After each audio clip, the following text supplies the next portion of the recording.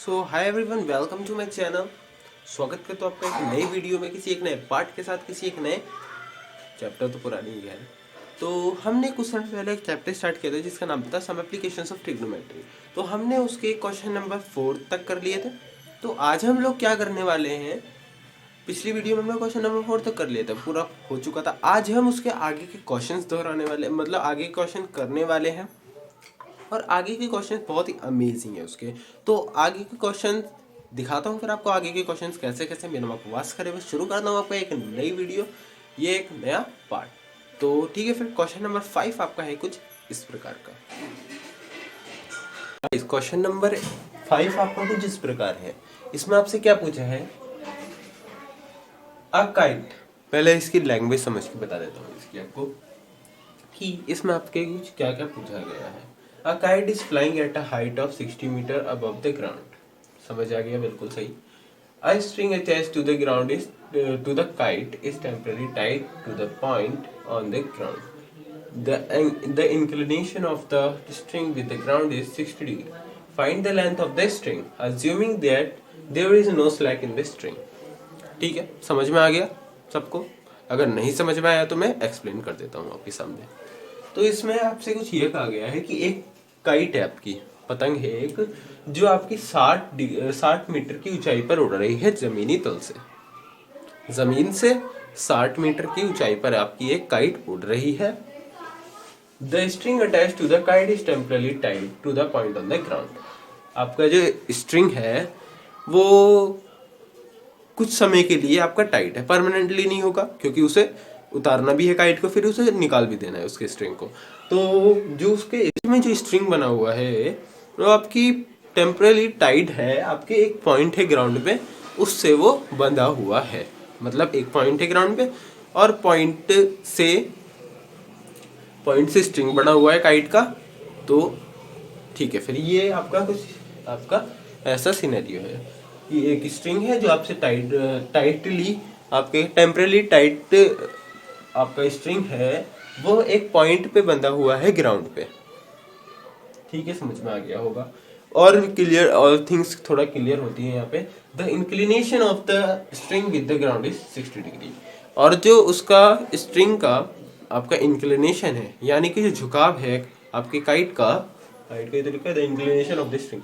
अब मतलब जो स्ट्रिंग का झुकाव है आपका, वो आपका 60 डिग्री है। मतलब ये ग्राउंड है आपका और ये स्ट्रिंग ऐसे उड़ रहा है, मतलब ऐसे काइट है, स्ट्रिंग का झुकाव है आपका।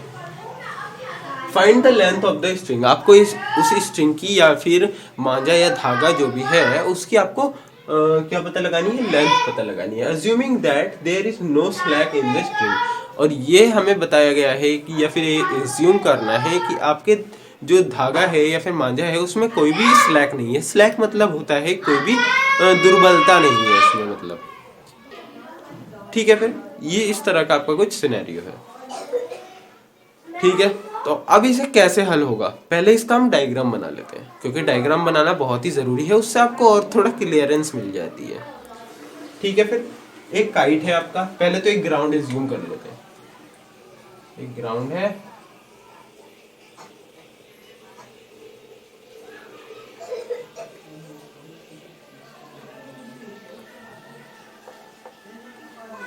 आपका एक ग्राउंड है।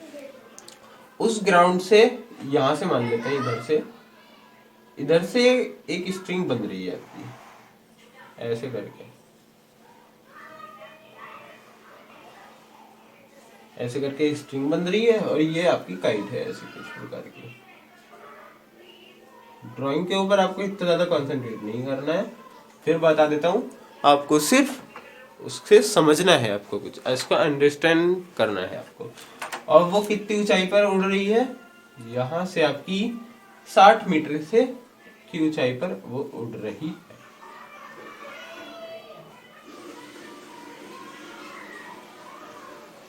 तो ये मान लेते हैं अपना 60 डिग्री। ठीक है, फिर ओके, बढ़िया हो गया। ये है आपका स्ट्रिंग, इसे हम नाम दे देते हैं ए, बी और सी, या फिर बी इधर डाल देते हैं, बी इधर डालते हैं और सी यहाँ पे आ जाएगा आपका। ठीक हो गया, बिल्कुल बढ़िया बात। अब क्या करना होगा आपको, पहले इसके लिख लेते हैं कि क्या क्या हमने यहाँ पे पता है। हमें ए बी पता है, क्या है, हाइट ऑफ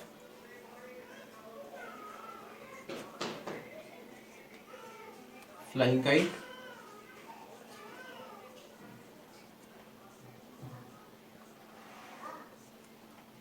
ऊंचाई कितनी है हाइट की, ये हमें पता है, कितनी है 60 मीटर। ओके, बिल्कुल बढ़िया। बीसी क्या है, बीसी को आप ना लिखिए, बीसी का कोई चलेगा आपको। एसी आपका क्या है, एसी आपका है वो स्ट्रिंग, स्ट्रिंग सॉरी, वो स्ट्रिंग है आपका, एसी आपका स्ट्रिंग है। ठीक है, और हमें क्या दे रखा है, ये आपका एंगल दे रखा है, झुकाव दे रखा है ना, कितनी ऊंचाई मतलब कितना झुका हुआ है, वो कौन सा डिग्री एंगल पे झुका हुआ है आपका, 60 डिग्री एंगल पे यहाँ पे झुका हुआ है, ये बता भी रखा है। ये देखिए 60 डिग्री एंगल पे झुका हुआ है और ये 60 मीटर है। What the coincidence. ठीक है, फिर तो as angle A C B आपका 60 डिग्री है। ठीक हो गया, बढ़िया, बिल्कुल। और कुछ तो ठीक है, तो ये सब हमें यहाँ पे चीजें पता लग चुकी है, क्या क्या है। ठीक है, फिर अब इसका हमें क्या निकालना है, एसी निकालना है, स्ट्रिंग की हाइट, ये तो बता, सॉरी स्ट्रिंग की लेंथ पता लगानी है, यही तो यहाँ पे लिखा हुआ है, length of, find the length of the string assuming there there no slack in the string, मतलब वहाँ पे कोई भी उसमें दुर्बलता नहीं है आपकी स्ट्रिंग में। ठीक है, तो अब हम स्ट्रिंग निकालते हैं, कैसे निकलेगा, परपेंडिकुलर है हमारे पास, हाइपोटेनियस है, तो परपेंडिकुलर अपॉन हाइपोटेनियस किसका फॉर्मूला होता है आपका, साइन 60 का। ठीक हो गया, बिल्कुल। तो साइन 60 की वैल्यू रख के हम यहाँ पे इसका हाइपोटेनियस निकाल सकते हैं। साइन 60 की वैल्यू रखते हैं और हाइपोटेनियस निकालते हैं, देखिएगा। तो in triangle A B C, यहां से ही कर दे रहा हूं मैं, in triangle A B C हमें क्या क्या पता है, sine 60, sine 60 is equal to perpendicular upon hypotenuse. ठीक हो गया, बिल्कुल बढ़िया। साइन 60 की वैल्यू किसी को पता है, नहीं पता है, साइन 60 की वैल्यू मैंने बताई हुई है आपको बहुत बार, मैंने ट्रिग्नोमेट्री के चैप्टर जो पढ़ाया है पूरा मैंने उसमें बताई हुई है। जिसने भी वो नहीं देखा है प्लीज जाके देखिए, लिंक इन द डिस्क्रिप्शन, आप अभी जाके देखो, वरना आपको कुछ भी समझ में नहीं आएगा। जाके देखो और वो रेशियोज याद करो, उसमें से प्लेलिस्ट में आपको लिंक डिस्क्रिप्शन में दे दूंगा, उसमें से कोई एक वीडियो में मैंने बता रखा है ट्रिग्नोमेट्रिक रेशियोज वाला, वो जाके देखो और फंडा क्लियर करके आओ। ठीक है, फिर तो साइन 60 की वैल्यू मैं बता देता हूँ, √3/2 होती है। परपेंडिकुलर क्या है, ए बी अपॉन हाइपोटेनियस क्या है आपका, ए सी, इसे यहां पे ले जाता हूं। ठीक है, फिर √3/2 is equal to, A B की वैल्यू दे रखी है, यस दे रखी है 60 डिग्री, अपॉन ए सी भी ए सी नहीं दे रखी है, तो ए सी को ऐसे उतार लेंगे, ए सी को वहां भेज देते हैं, इन सबको इधर ले आते हैं, तो ए सी यहाँ पे डिवाइड में, ए सी यहाँ पे डिवाइड में है तो उधर जाके मल्टीप्लाई में हो जाएगा, तो यहाँ पे आ गया 60 इंटू 2, यहाँ डिवाइड में है वहां जाके मल्टीप्लाई में हो जाएगा, अपॉन ये मल्टीप्लाई में है वहां जाके डिवाइड में हो जाएगा, तो ये आपका आ जाएगा कुछ इस प्रकार का, 60 12 120 upon √3।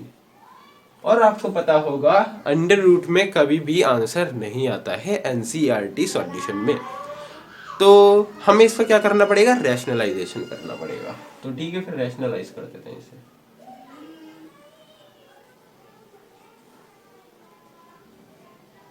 Rationalise AC is equal to, rationalise कैसे करते हैं, उसके उल्टे से उसकी मल्टीप्लाई करा देंगे, जो डेनोमिनेटर में है उसी की ऊपर नीचे मल्टीप्लाई करा देंगे इसमें हम।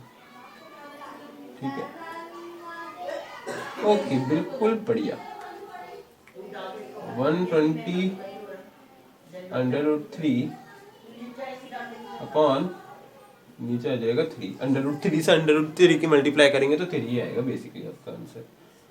तो 3 4 12 आपका आएगा। तो 40 AC आपका आ चुका है 40 √3 आपका मीटर। ठीक है, तो हमारे स्ट्रिंग की हाइट पता लग चुकी है, यस पता लग चुकी है, यहाँ पे लिख देता हूं। So height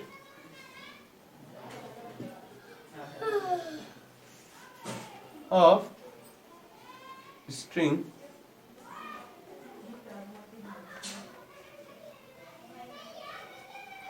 AC is equal to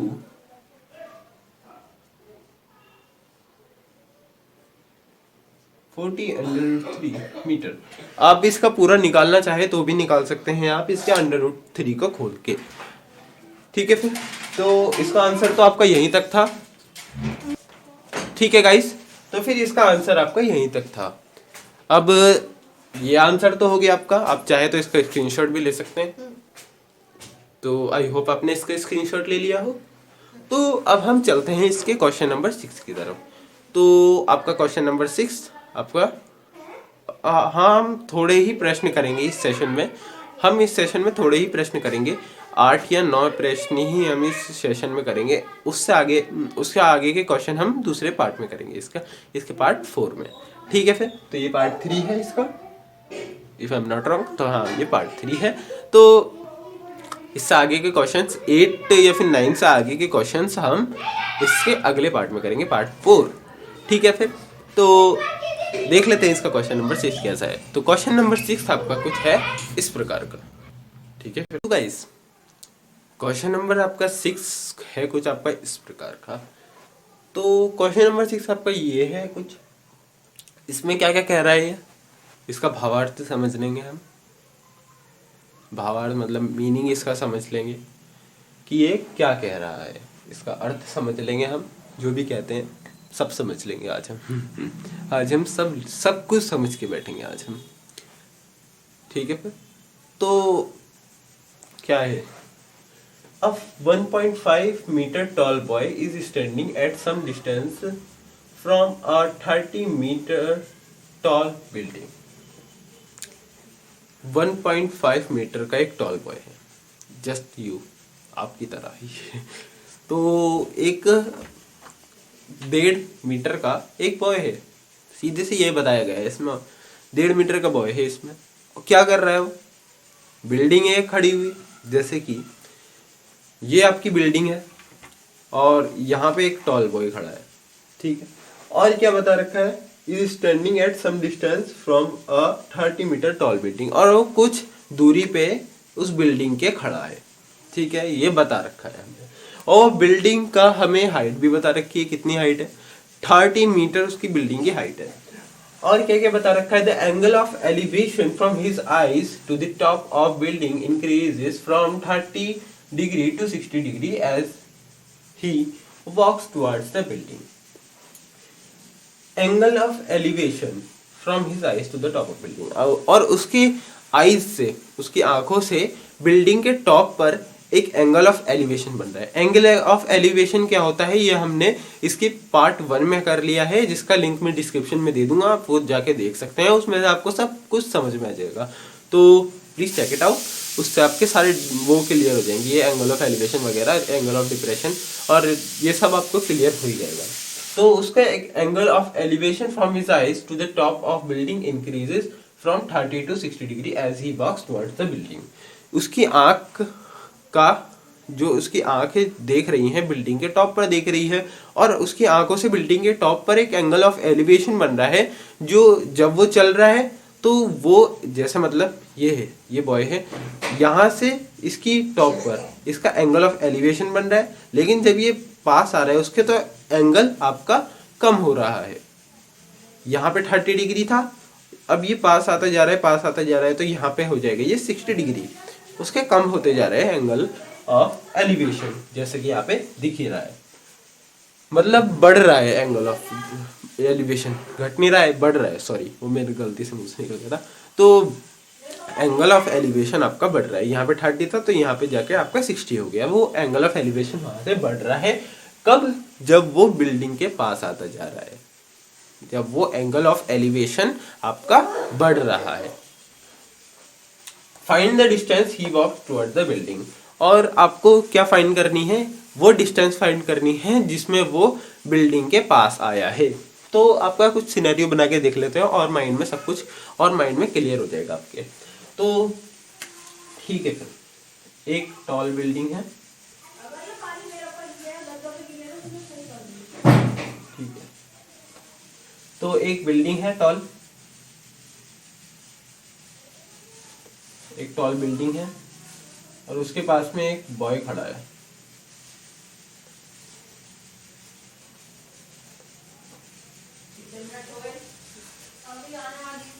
एक बॉय खड़ा है,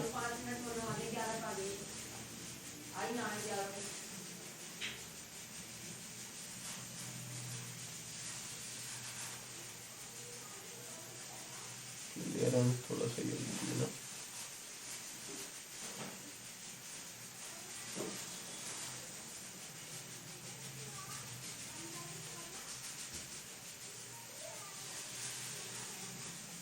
ये बॉय यहाँ पे खड़ा है, जो कहाँ देख रहा है? बिल्डिंग के टॉप पर देख रहा है।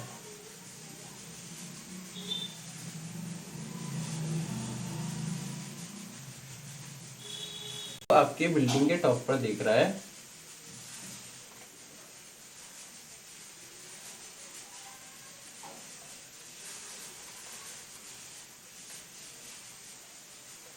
लाइन सीधी है, हाँ सीधी है, तो बिल्डिंग के टॉप पर देख रहा है।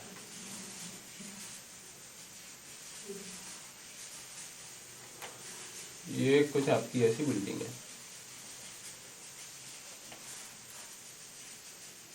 आपको ज्यादा सजावट नहीं करनी है, सिर्फ आपको ऐसी बना देना है। तो ये लड़का है जो बिल्डिंग के ऊपर देख रहा है टॉप पर उसके, और वो यहाँ पे चल रहा है। तो यहाँ पे आपका ट्रायंगल बनेगा। कब बनेगा? जब हम यहाँ पे हॉरिजॉन्टल लेवल ड्रॉ कर देंगे। हॉरिजॉन्टल लेवल क्या होता है पार्ट 1 में बता दिया है, लिंक डिस्क्रिप्शन में मिल जाएगा, आप जाके देखिए। Horizontal level, line of site और आपका angle of depression, angle of elevation, सब कुछ बता दिया है। पार्ट 1 में जाके देखिए, आपको सब कुछ पता लग जाएगा। ठीक है, फिर तो हॉरिजॉन्टल लेवल ड्रॉ कर देंगे यहाँ पे।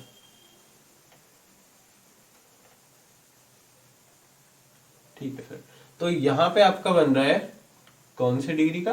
30 डिग्री का एंगल बन रहा है यहाँ पे। लेकिन यहाँ पे वो खड़ा ही नहीं है, वो पास आ रहा है बिल्डिंग के। बिल्डिंग के पास आने पर यहाँ पे पहुंच गया वो, तो यहां से आपका बनेगा बिल्डिंग के टॉप पर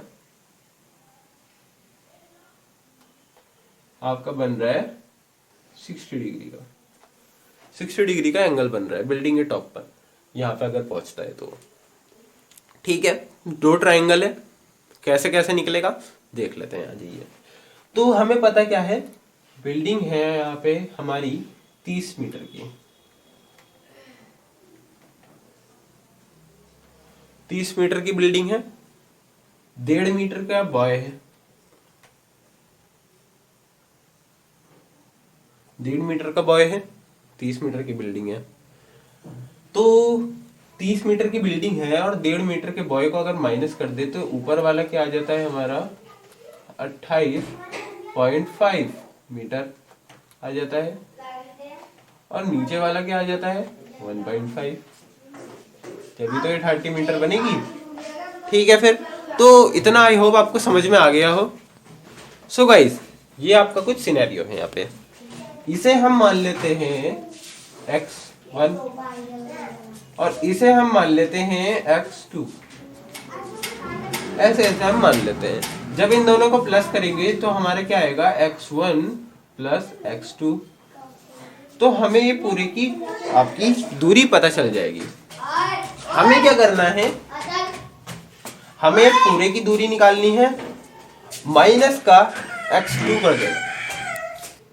तो गाइस हमें क्या निकालना है, x1 निकालना है हमें, कि यहां से लेके यहां तक उसने कितनी दूरी ट्रेवल की, यानी कि कितनी डिस्टेंस ट्रेवल की है वह बताना है। Find the distance he walk toward the building, कितनी डिस्टेंस उसने ट्रेवल की है बिल्डिंग के पास आने में, हमें वो बताना है, यानी कि x1 बताना है। बेसिकली सही है बात बिल्कुल।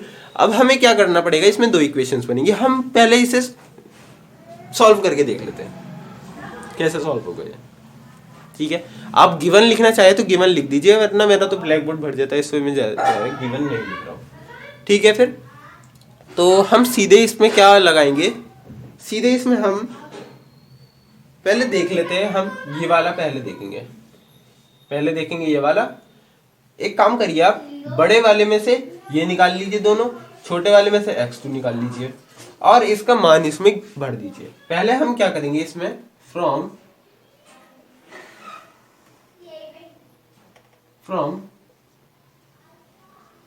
ट्राइंगल, जिसे मान लेते हैं हम A B C, हमने इन्हें अलग अलग माना है, इसे मान लिया A B C and D। ठीक है, फिर ये हमने इसे मान लिया है सबको।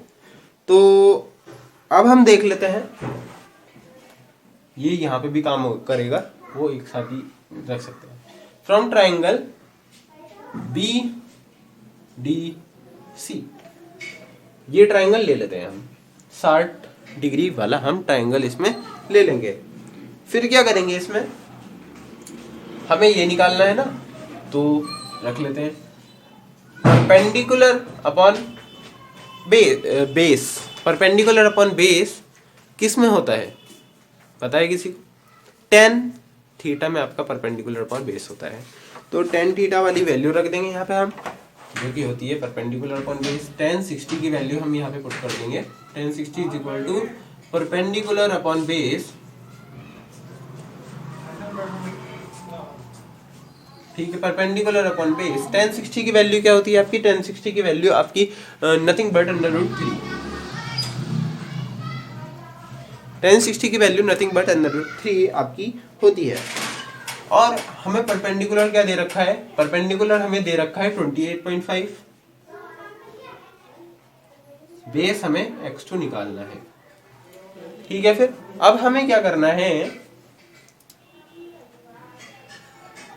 यहाँ पे ये मल्टीप्लाई में है, उधर जाके डिवाइड में हो जाएगा, यहाँ पे डिवाइड में, उधर जाके मल्टीप्लाई में हो जाएगा, यानी कि x2 हमारा आएगा 28.5 अपॉन √3। तो ये हमारा x2 आ चुका है।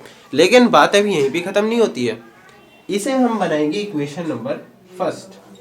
इक्वेशन नंबर फर्स्ट बनाएंगे इसे हम। अभी हमारे पास दूसरा भी ट्राइंगल है, वो ट्राइंगल भी ले लेते हैं, जो कि है आपका, लिखेंगे इन ट्राइंगल ABC।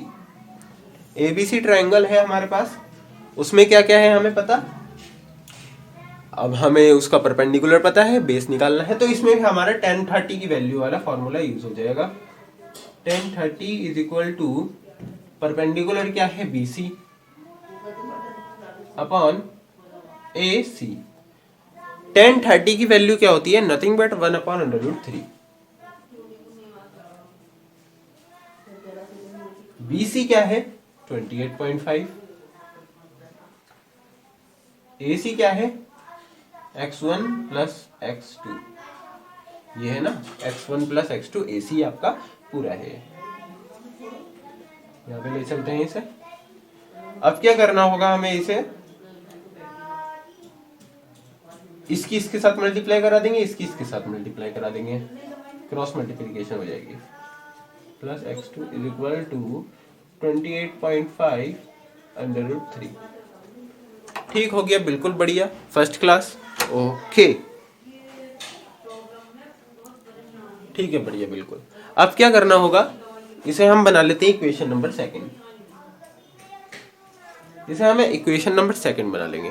तो मेरा ब्लैक बोर्ड यहीं, व्हाइट बोर्ड मेरा यहीं पे फिल हो चुका है पूरा।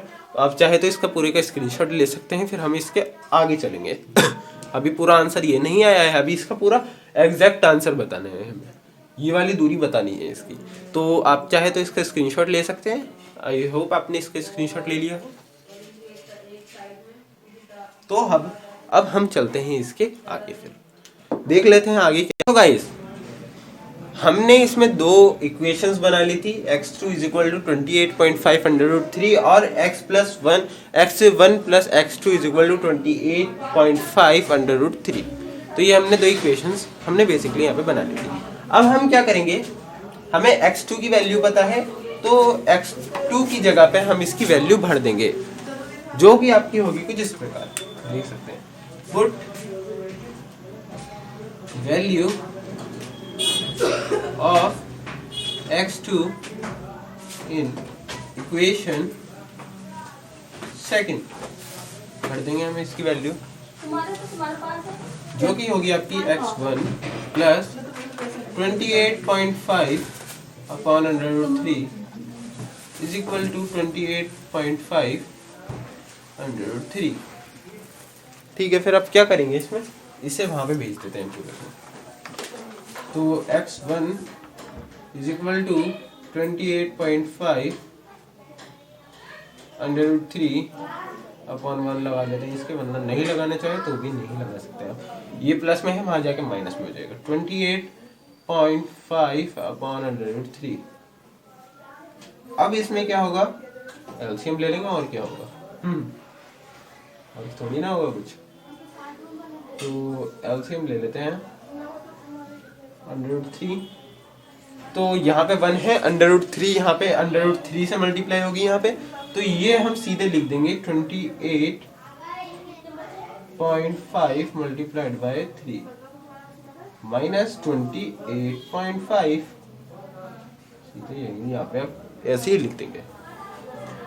अब मैं ले चलता हूँ आपको यहाँ पे, 28.5 इंटू 3 कितना होता है,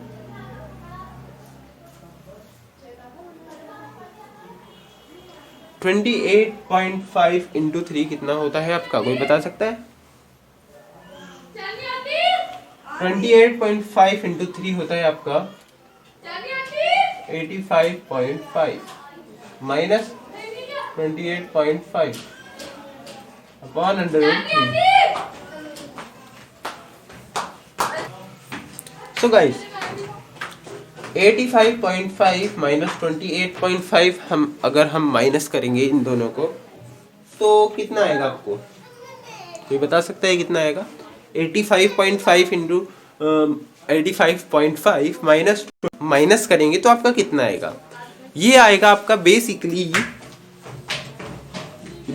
आपका आएगा ये सॉरी, ये आएगा आपका 57 अपॉन अंडर रूट 3 आपका ये आएगा। लेकिन अंडर रूट 3 में किसी की भी अंडर रूट 3 डिवाइड में नहीं होता है, इस वजह से हम इसे नहीं लिख सकते। क्यों नहीं होता है? क्योंकि एनसीईआरटी से फॉलो नहीं करती है कि डिनोमिनेटर में आपका कोई भी मिक्स्ड नंबर हो या फिर होल नंबर के अलावा कोई भी नंबर हो आपका, तो उसे वो एक्सेप्ट नहीं करती है। तो लिख देंगे रैशनलाइज।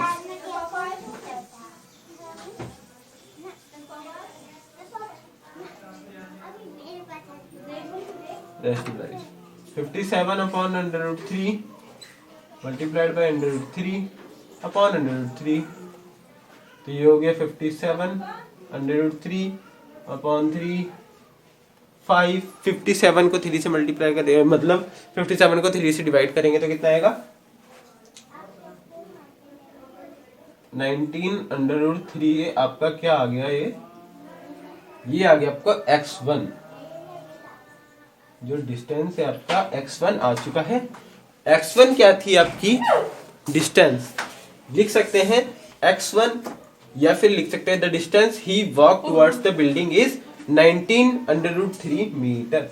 मेरे यहाँ पे बोर्ड पे ज्यादा जगह नहीं बची है, तो मैं सीधे x1 आपका लिख दे रहा हूँ, वरना आप ये करके लिखिए the distance he walks towards the building is 19 under root 3 metre. तो ये आपका पूरा आंसर यहाँ तक आ चुका है। तो क्वेश्चन नंबर 6 आपका यहीं तक था। आप चाहे तो इसका स्क्रीनशॉट भी ले सकते हैं। आई होप आपने इसका स्क्रीनशॉट ले लिया हो। तो अब हम चलते हैं इसके क्वेश्चन नंबर 7 की तरफ। क्वेश्चन नंबर 7 आपका कुछ इस प्रकार है, देख लीजिए आप। क्वेश्चन नंबर 7 थोड़ा लंबा है पर लेकिन मुश्किल नहीं है। लैंग्वेज बहुत आसान है, बहुत सरल है लैंग्वेज, ज़रा सा भी आपको कुछ भी मुश्किल नहीं लगेगा। लैंग्वेज आसान है, क्वेश्चन लंबे हैं। ठीक है, फिर तो चलते हैं फिर क्वेश्चन नंबर 7 की तरफ। और हाँ, जिसने भी ट्रिग्नोमेट्री वाली प्लेलिस्ट नहीं देखी अभी तक, जाके देखो, लिंक इन द डिस्क्रिप्शन मिल जाएगा आपको। और पार्ट 1 ट्रिग्नोमेट्री का देखो, वहाँ से आपको बहुत सारे टर्म्स आपको सीखने को मिलेंगे। पार्ट मतलब वो वीडियो ही आपके नोइंग द टर्म्स के ऊपर है। आपके सारे टर्म्स के मैंने बता दिया था उसमें क्या क्या टर्म्स होती हैं। तो वो जाके देखो, आपको वहाँ से क्लियरेंस मिल जाएगी। जिसको भी यहाँ पे एंगल ऑफ एलिवेशन समझ में नहीं आया है और हॉरिजॉन्टल लेवल समझ में नहीं आया है, वो वीडियो जाके देखो और उससे कुछ नया सीखो। ये सारी टर्म्स आपको समझ में आ जाएगी तो फंडा भी क्लियर हो जाएगा बिल्कुल। तो क्वेश्चन नंबर 7 आपका है कुछ इस प्रकार का। ये है आपका क्वेश्चन नंबर 7। देख लीजिए, समझ लीजिए, जान लीजिए। ठीक है, फिर तो साइड हो जाता हूँ। स्क्रीनशॉट ले लो ना, लो। चलो, आई होप आपने समझ लिया हो, जान लिया हो। ठीक है, तो ये क्वेश्चन क्या कह रहा है, कोई बता सकता है? आपने सब कुछ समझ लिया है, जान लिया है, तो ये क्वेश्चन क्या कह रहा है? From a point on the ground. Ground पे एक पॉइंट है, नहीं पता हमें कौन सा है, कहाँ पर है, कितनी दूरी पर है, कुछ नहीं पता। तो ground, from the point on the ground, ground पे एक पॉइंट है, पॉइंट से, ग्राउंड पे पॉइंट है, उससे the angle of elevation of the bottom and the top of the transmission tower. Angle of elevation,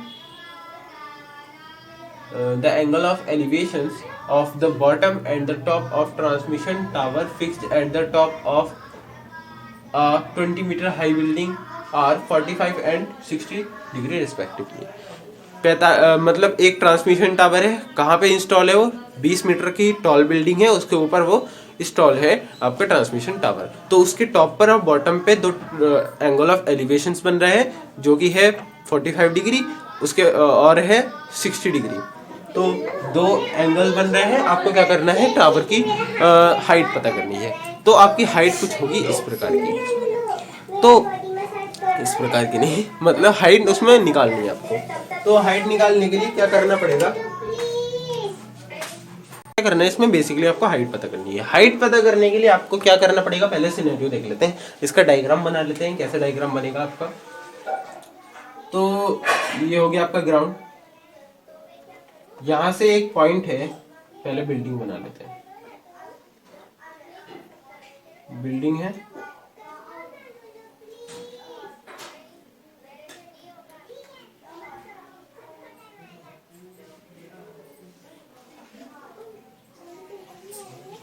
ठीक है। तो ये आपकी 20 मीटर टॉल बिल्डिंग है, उसके ऊपर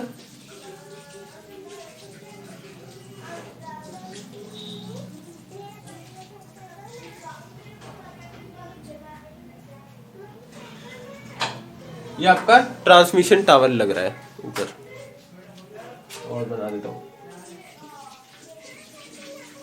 तो ये ट्रांसमिशन टावर आपका लग रहा है बिल्डिंग के टॉप पर। तो हमें क्या करना है? हाइट ऑफ टावर पता लगानी है। क्या क्या पता है हमें? हमें क्या क्या पता है? हाइट ऑफ टावर पता लगानी है, बिल्डिंग की हाइट पता है हमें,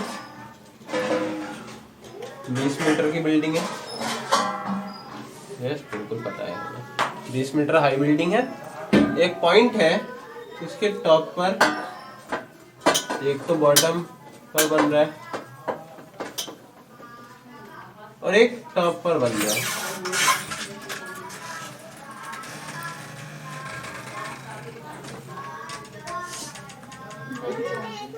तो उसके टॉप पर बन रहा है टावर के, और बॉटम पे बन रहा है। कितने कितने डिग्री का एंगल बन रहा है? ठीक है, कितने कितने डिग्री का एंगल बन रहा है? ये आपका हो गया 45 डिग्री का, ये पूरा हो गया आपका, ये जो बन रहा है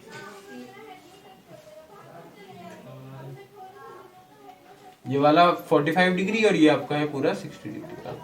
तो ये दो आपके एंगल ऑफ एलिवेशंस बन रहे हैं। एंगल ऑफ एलिवेशंस क्या होते हैं मैंने बता चुका है पार्ट 1 में, लिंक इन द डिस्क्रिप्शन, जाके देखो। ठीक है, फिर बहुत बार कह चुका हूँ यार, देख लो प्लीज, क्योंकि आपके समझ में आ जाएगा उससे। तो ठीक है, फिर देख लेते हैं। सॉरी, हमारे पास दो आपके दो ट्राइंगल्स हैं, नाम दे देता हूँ उन्हें, ए पी सी और डी। ठीक है, फिर ये दो आपके ट्राइंगल्स हैं हमारे पास। तो हमारा ये जो हो जाता है, ये हो जाता है आपका 20+h पूरा, अगर ये पूरा जोड़े तो ये आपका हो जाता है 20+h। और इसे हम मान लेते हैं x। ठीक है, तो इसे x मान लेते हैं, इसे हम x मान लेते हैं। निकालना क्या है, हमें h फाइंड करना है। तो पहले हमारे पास क्या क्या पता है हमें, पहले हम ले लेते हैं ये छोटा वाला ट्राइंगल, छुटकू मुटकू ट्राइंगल वाला, या फिर पहले बड़ा ट्राइंगल ले लेते हैं, 60 डिग्री वाले ले लेते हैं। चलो कोई सा भी ले सकते हैं आप, वैसे कोई वो नहीं है। तो बड़ा वाले ट्राइंगल ले लेते हैं हम, तो यहाँ पे लिख देता हूँ, इन ट्राइंगल ए बी वाले ट्राइंगल लिया है 60 डिग्री वाला ए बी डी, इसमें हमें 60 डिग्री है ये। हम कौन सा फॉर्मूला लगा सकते हैं, हम परपेंडिकुलर अपॉन बेस वाला फॉर्मूला यहाँ लगा सकते हैं, क्योंकि ये x हो गई तो ये परपेंडिकुलर हो गया। तो बेस परपेंडिकुलर अपॉन बेस वाला फॉर्मूला लगा सकते हैं, क्योंकि हमें ये पता करना है ना। तो परपेंडिकुलर में आ गया तो परपेंडिकुलर अपॉन बेस वाला फॉर्मूला हम लगा सकते हैं। तो वो किस में होता है आपका tan 60। tan 60 की इज इक्वल टू आपका परपेंडिकुलर क्या है, BD पूरा लेंगे, BD यहाँ तक, क्योंकि बड़ा वाला ट्राइंगल है ना, CD नहीं ले सकते हैं, BD पूरा आपका लेंगे, यहाँ पे BD पूरा लेंगे। सॉरी, और AD अपॉन में AD। tan 60 की वैल्यू क्या होती है, नथिंग बट √3। BD की वैल्यू, BD क्या है हमारा यहाँ पे है 20+h अपॉन AD क्या है यहाँ पे x है। इसे क्या मान लेते हैं हम, इक्वेशन नंबर फर्स्ट मान लेते हैं हमेशा, इक्वेशन नंबर फर्स्ट मान लिया। अब हमें क्या करना होगा,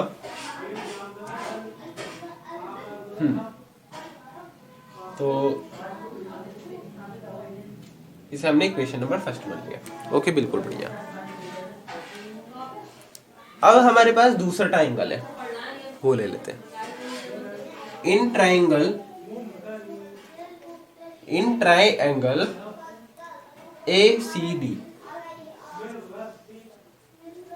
ACD वाला ट्राइंगल हम ले लेते हैं। ACD में हमें क्या क्या पता है, x है और ये 20 है, तो हम इसमें आसानी से कुछ भी निकाल सकते हैं। ठीक है, फिर देख लेते हैं कैसे होगा। tan 30 की वैल्यू, tan 30 ले लेते हैं यहाँ पे, क्योंकि यहाँ परपेंडिकुलर है और यहाँ पे बेस है, तो आसानी से मतलब परपेंडिकुलर बेस का वो निकल जाएगा। हाइपोटेन्यूज की यहाँ पे जरूरत ही नहीं है, हाइपोटेन्यूज निकालनी नहीं है ना, परपेंडिकुलर या है या फिर बेस है। हमारे पास क्या है, DC अपॉन AD, या AD लिख लेते हैं। tan 30 की वैल्यू क्या होती है, नथिंग बट 1/√3। DC क्या है, 20, ये है x। ठीक है, बढ़िया, बिल्कुल फर्स्ट क्लास। तो इसमें x की वैल्यू हमारी निकल के आ जाती है, सॉरी tan 30 नहीं होगा यहाँ पे, tan आपका 45 होगा। इसे थोड़ा मैंने वहाँ देखा भी नहीं ना, मैंने tan 30 लिख दिया, tan 45 होगा आपका गाइस। उसे tan 30 को दिमाग से निकाल दो, निकाल फेंको दिमाग से, tan 45 से रिकॉल करना स्टार्ट करो। tan 45 की वैल्यू नथिंग बट 1 होती है आपकी, tan 45 की वैल्यू। तो यहाँ पे इसे यहाँ पे भेज देते हैं, x × 1 यानी कि 1x, यानी कि x आपका सीधा x = 20 मीटर। तो ये आपका 20 मीटर आ चुका है। अब हम इसे क्या करेंगे, इसे यहाँ पे फिट कर देंगे, इक्वेशन नंबर फर्स्ट में फिट कर देंगे, इसे इक्वेशन नंबर सेकंड बना लेते हैं, या फिर पुट वैल्यू ऑफ एक्स कर देंगे, सीधे हम इक्वेशन नंबर फर्स्ट में फिट कर देते हैं इसे। ठीक है फिर बढ़िया। इसे हम या फिर एक और काम कर सकते हैं, इसे आप ऐसा करिए, यहाँ पे आप यहीं पे रहने दीजिए, या तो इसे यहीं पे रहने दीजिए, इसे आप यहीं पे रहने दीजिए, कुछ करने की इसमें आपको छेड़छाड़ की जरूरत नहीं है। अब इसे हमें क्या करना है, इक्वेशन नंबर फर्स्ट में पुट कर लेना है, put value in equation first, put value of x करके लिखेंगे, मैंने वैल्यू लिख दिया सीधे क्योंकि ब्लैक बोर्ड पे जगह बहुत कम बची हुई है, तो इस वजह से मैंने ये लिख दिया। तो √3 is equal to 20 plus H, x की वैल्यू यहाँ पे 20 है, इसे इधर भेजेंगे जो कि हो जाएगा आपका 20 √3 is equal to 20 plus H. तो इसे यहाँ पे ले जाता हूँ, एच ये यहाँ पे माइनस में है, मतलब ये यहाँ पे प्लस में है, वहाँ जाके माइनस में हो जाएगा, तो ये यहाँ पे हो जाएगा 20 √3 माइनस का 20 इज इक्वल टू एच, यहाँ पे प्लस में, वहाँ जाके माइनस में हो जाएगा। 20 यहाँ पे कॉमन है तो 20 को बाहर ले लेते हैं, 20 मतलब 20 √3 माइनस का 1 इज इक्वल टू एच। सही फॉर्म में लिखें तो इससे ये हो जाएगा 20 √3 माइनस का 1, पूरे को ब्रैकेट में लिया, और मीटर। तो ये आपकी हाइट ऑफ टावर आ चुकी है। आप चाहे पूरा फॉर्म में भी इसे लिख सकते हैं, √3 की वैल्यू यहाँ पे भर दीजिए और यहाँ पे पूरा आपका आंसर आ जाएगा कंप्लीटली। लेकिन आप ऐसे भी लिख सकते हैं, कोई वो परेशानी की बात नहीं है। तो हाइट ऑफ टावर पूरा लिख देता हूँ यहाँ पे, height of tower is equal to 20 √3 minus 1 metre. ठीक है, तो फिर ये हाइट ऑफ टावर पूरी आ चुकी है आपकी। आप चाहे तो इसका स्क्रीनशॉट भी ले सकते हैं, यहाँ पे पूरा हो चुका है ये क्वेश्चन। सो आई होप आपने इसका स्क्रीनशॉट ले लिया हो, तो अब हम चलते हैं इसके क्वेश्चन नंबर 8 की तरफ। वो होने वाला है इस पार्ट का आपका लास्ट क्वेश्चन।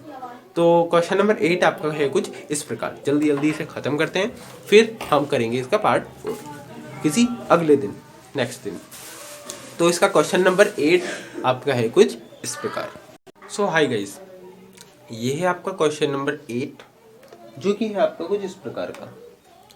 तो क्वेश्चन नंबर 8 आपका कुछ क्या कहता है, आपसे देख लीजिए आप क्या कहता है कुछ।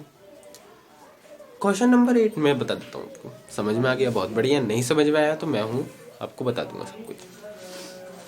तो क्वेश्चन 8 आपका कुछ इस प्रकार का कहता है आपका, द स्टैचू 1.6 मीटर टॉल, आपका एक स्टैचू है जो आपका 1.6 मीटर टॉल है, 1.6 मीटर टॉल स्टैचू है, stands on the top of pedestal.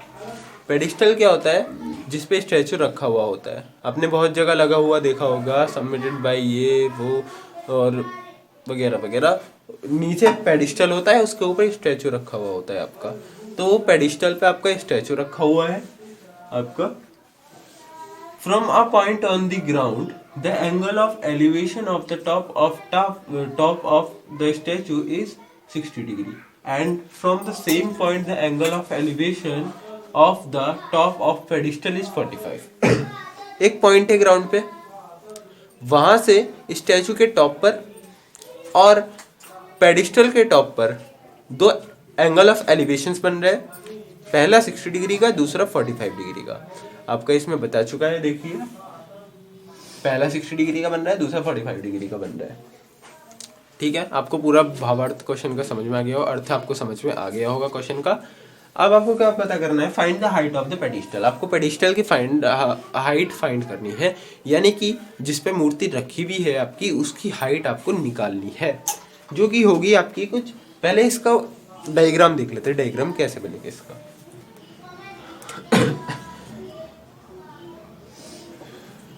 Diagram आपका कुछ ऐसे बनेगा, आप देखिए।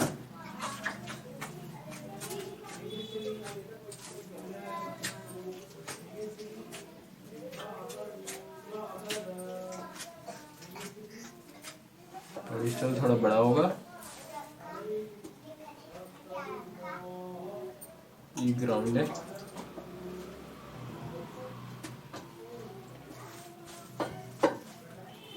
ग्राउंड है, और यहाँ पे कुछ भी मूर्ति वगैरह रखी हुई है, मतलब मूर्ति रखी हुई है यहाँ पे। हाथ में इसके वो पकड़ाव बना देते हैं, भाला टाइप का बना देते हैं, तो ये एक मूर्ति टाइप की है। तो ये भाला पकड़ा हुआ इंसान कौन है, या आप भाले पकड़े हुए इंसान पे आप ध्यान मत दीजिए, क्वेश्चन का भावार्थ समझिए, क्वेश्चन का अर्थ समझिए कि क्वेश्चन क्या कहना चाह रहा है। तो एक स्टैचू है जो एक पेडिस्टल के ऊपर रखा हुआ है, वहाँ पे कुछ नाम वगैरह ये सब इसके बारे में लिखा होगा कि ये व्यक्ति कौन है। तो एक पॉइंट है ग्राउंड पे, उस पॉइंट से इसके टॉप पर, यहाँ पे पॉइंट जा रहा है, माफ कीजिए, तो यहाँ पे पॉइंट है, इसके टॉप पर, स्टैचू के टॉप पर और एक स्टैचू के टॉप पर दो एंगल ऑफ एलिवेशन बन रहे हैं, जो कि बन रहे हैं, ये वाला है आपका 45 डिग्री का, और ये है आपका पूरा 60 डिग्री का। तो ये कुछ आपका ऐसा कुछ सिनेरियो है, ठीक है। फिर ये मूर्ति थोड़ा सही से नहीं बना दी,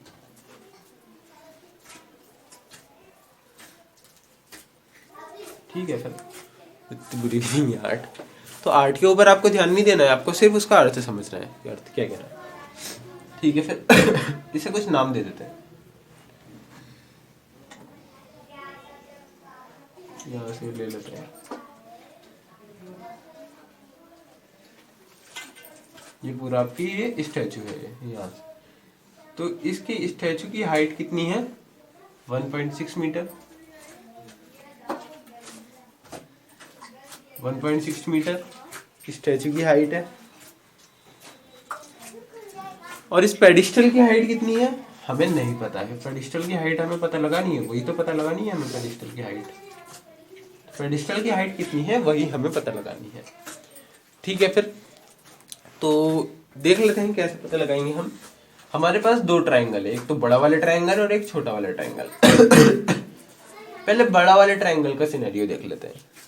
तो बड़े वाले ट्रायंगल में पहले इन्हें नाम भी दे देते हैं हम, तो ए बी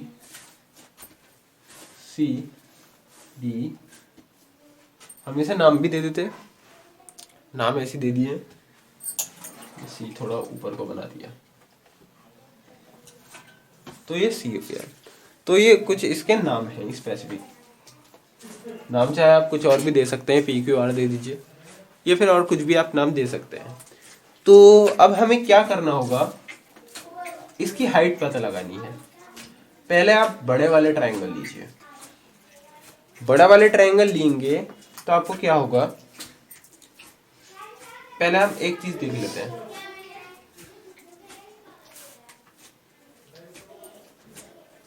ये पूरा आपका 1.6 प्लस एच होगा, क्या हम सही है, क्या हम इसे हम 1.6 प्लस एच बुला सकते हैं पूरे वाले को, ये हो गया 1.6 और ये हो गया एच, तो 1.6 प्लस एच बुला दिया, ठीक है, बिल्कुल बढ़िया।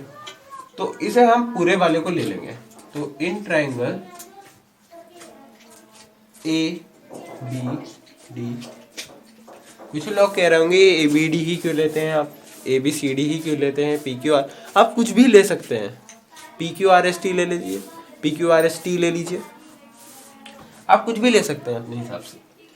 तो और देख लेते हैं इसमें क्या क्या आपको, हमें क्या क्या पता है, परपेंडिकुलर पता है, बेस निकालना है, बेस मतलब हाइपोटेन्यूस का यहाँ पे कोई सवाल नहीं आता, यहाँ पे आपको बेस निकालना पड़ेगा आपको। तो बेस को हम मान तो x सकते हैं, तो इसे x मान लेते हैं, बेस को, इसे बेस को x मान लेते हैं। तो हमें बेस परपेंडिकुलर और बेस जिसमें हो वो वाला आपकी आइडेंटिटी यूज करनी पड़ेगी। वो किस में है आपकी, वो है आपकी हमारी tan थीटा में, परपेंडिकुलर अपॉन बेस वाली आइडेंटिटी।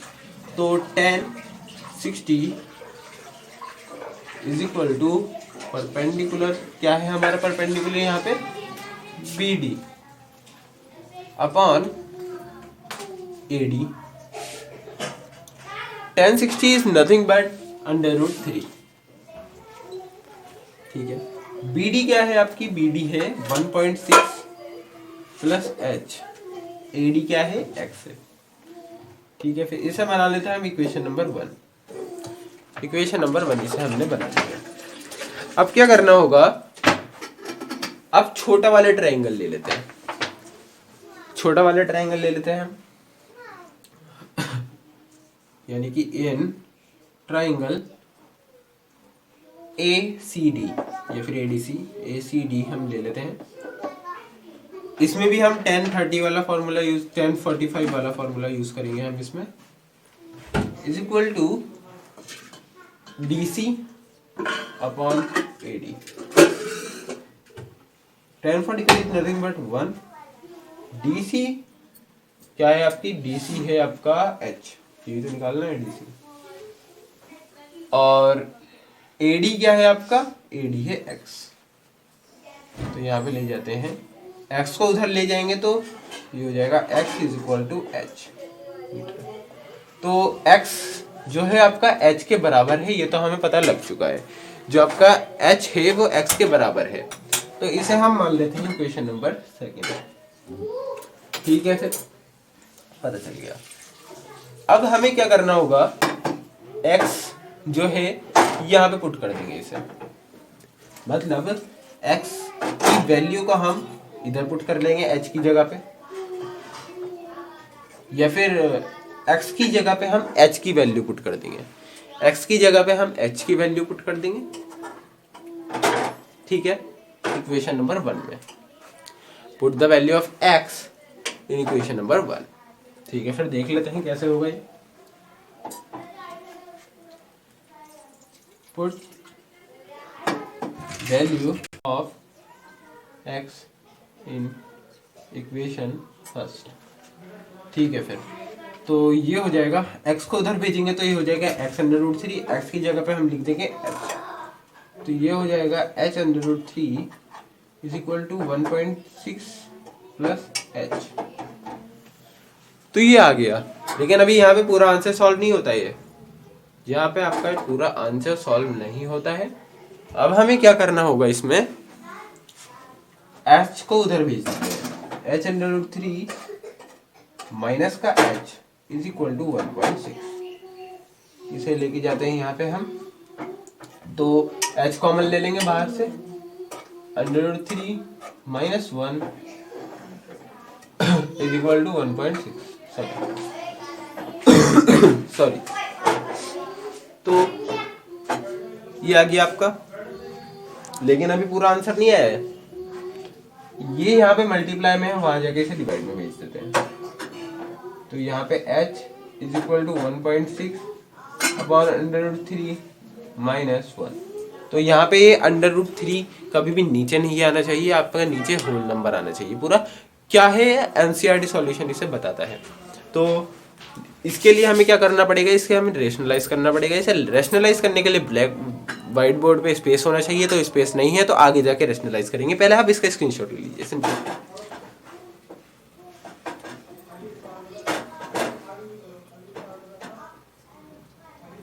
आई होप आपने इसका स्क्रीनशॉट ले लिया हो। तो अब हम चलते हैं इसमें आगे फिर। ठीक है, फिर आगे चलते हैं, फंडा क्लियर हो गया बिल्कुल। तो अब हम चलते हैं, ठीक है, फिर अब हम इसे आगे फर्दर सॉल्व करते हैं, रैशनलाइज कर लेते हैं इसे।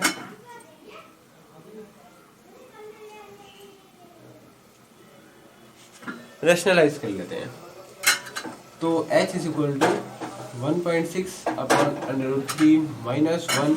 रैशनलाइज कैसे करते हैं, इसके उल्टे के साथ इसकी मल्टीप्लाई भी कर देते हैं, डिवाइड भी दे देते हैं। Multiplied by √3 plus 1 upon √3 plus 1, ये आपका ऐसे रैशनलाइज करते हैं इसे। तो 1.6 ब्रैकेट में √3 प्लस 1, यहाँ पे नीचे आपका क्या फॉर्मूला लग जाता है, a प्लस बी और a माइनस बी वाला फॉर्मूला हमारा लग जाता है यहाँ पे। तो a plus B a minus B formula लगाने के बाद आपका ये हो जाता है कुछ इस प्रकार का। तो √3 का स्क्वायर माइनस का 1 का स्क्वायर,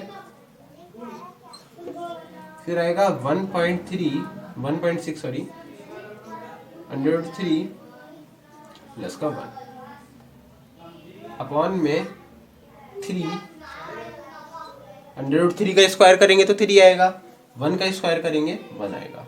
तो ये हो जाता है आपका 1.6 1.3 1.6 सॉरी 1.6 √3 प्लस h ब्रैकेट में अपॉन 2। इसे इससे काट देते हैं तो 0.8 टाइम्स कटेगा ये। तो ये आपका यहाँ पे आ जाता है, सॉल्व होगा इसका answer 0.8 h is equal to 0.8 √3 plus 1 metre. ये क्या आ गई आपकी, ये आ गई आपकी हाइट ऑफ पेडिस्टल। यहाँ पे लिख देता हूं अब मैं, height of pedestal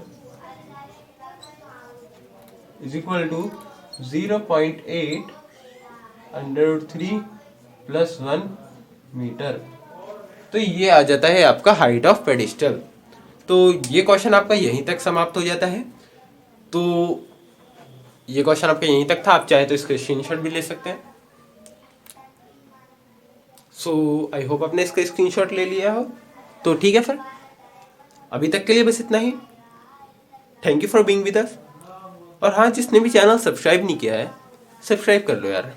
bell icon नहीं दबाया है, प्रेस बगल वाला उसका बेल आइकन भी दबाइए, उसके साइड वाला बेल आइकन भी दबाइए। उससे क्या होता है, आपको हमारी आने वाली वीडियोस के नोटिफिकेशन जल्दी मिल जाते हैं, सबसे जल्दी मिल जाते हैं।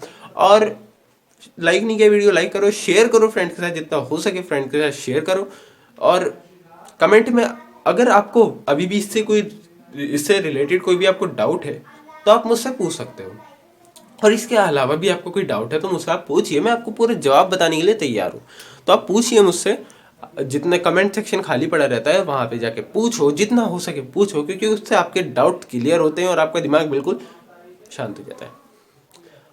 और जितने भी क्वेश्चंस आपके दिमाग में उठते हैं आप मुझसे पूछो, मैं आपको सब कुछ बताऊंगा। तो डाउट्स आपके कमेंट्स में आ जानी चाहिए। तो ठीक है, फिर आज का होमवर्क है क्वेश्चन नंबर 9।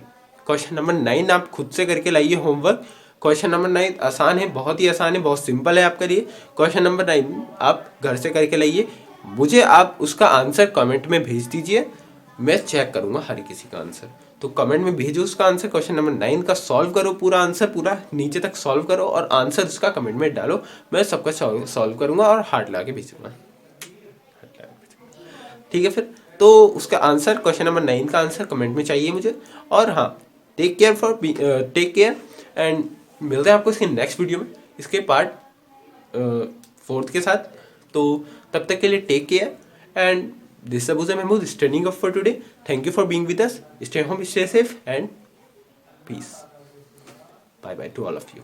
Bye bye. चारों में bye bye.